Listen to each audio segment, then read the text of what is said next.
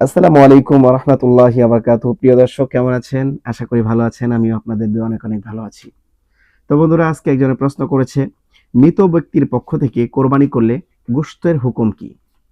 তো চলুন প্রিয় দর্শক আমরা জানি যে মৃত ব্যক্তির নামে কোরবানি করলে সেই গোশত আমরা কি করব? সেটার হুকুম কি? তো আসলে মৃত ব্যক্তি যদি মৃত্যুর আগে ওসিয়ত করে যায়, তাহলে সেই কোরবানির গোশত নিজেরা খেতে পারবে না। সেই সম্পূর্ণ গোশতটুকু সাদকা করে দিতে হবে।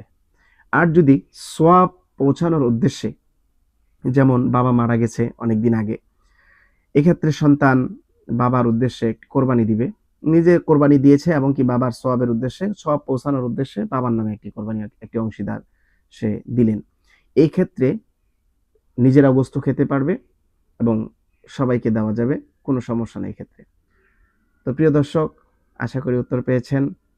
যদি আমাদের এই ভিডিওটি ভালো লাগে তাহলে আমাদের চ্যানেলকে সাবস্ক্রাইব করে আমাদের সদস্য হয়ে আমাদের পাশেই থাকবেন। ভালো থাকবেন, সুস্থ থাকবেন। আল্লাহ হাফেজ।